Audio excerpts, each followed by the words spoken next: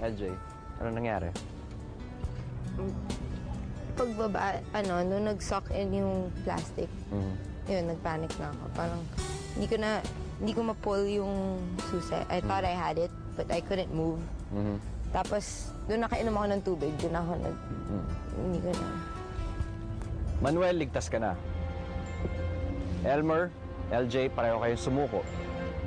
Ganito ang magiging batayan natin sa pagpili kung sino ang uuwi sa Pilipinas na bahagang buntot.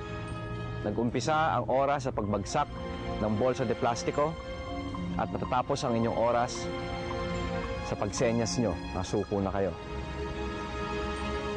Isa sa inyo, sumuko ng may 8 segundo.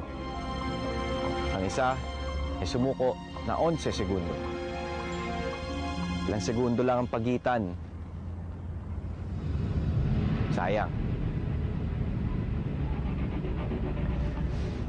Gusto nyo na lang malaman kung sino ang uuwi?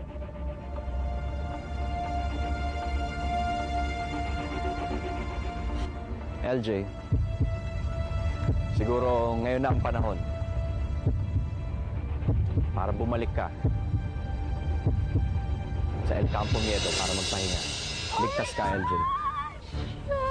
Thank you, God. Thank you. Elmer, ikaw ang nakakuha ng 8 segundo.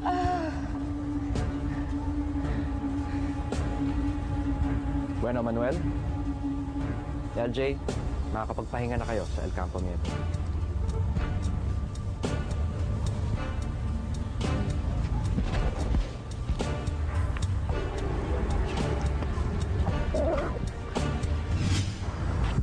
Blue. Oh my gosh, I'm so happy.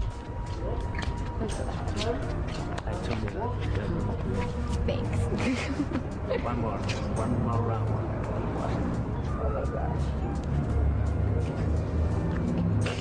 Camera always has to follow. Yeah.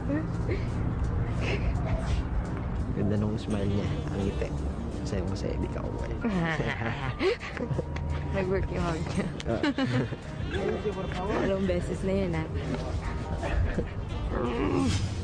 Doc, ang dami mong pinagdaanan dito sa Pinoy Fear Factor. Ang dami mong takot na pinatumba. Ang dami mga hamon na sinalubong.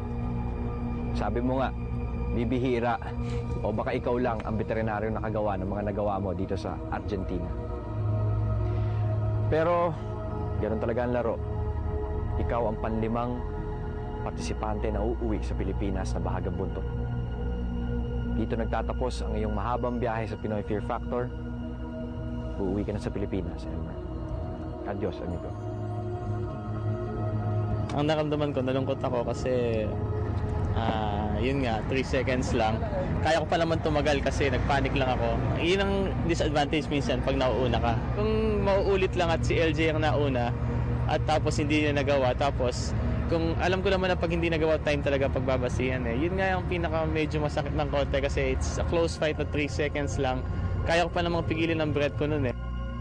Tagumpay na naman si LJ sa pagpapatiklop at pagpapauwi sa isa na namang chiko. Sila ni Manuel ay ligtas sa 5th ronda de eliminasyon. Samantala, si Elmer ay pang-5 partisipante na uuwi sa Pilipinas na puno ng kabiguan at panghihinayang. Ano-ano naman kayang mga hamon ang naghihintay para sa ating pang natitirang partisipantes? Ano-ano kayang takot ang kailangan nilang patumbahin? Mga kasagutan dito lang sa Pinoy Fear Factor Argentina, South America.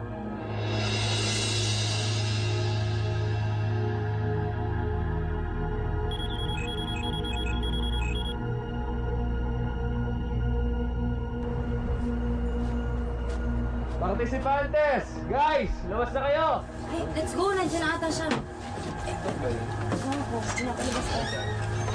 Ay, no! Oh my God!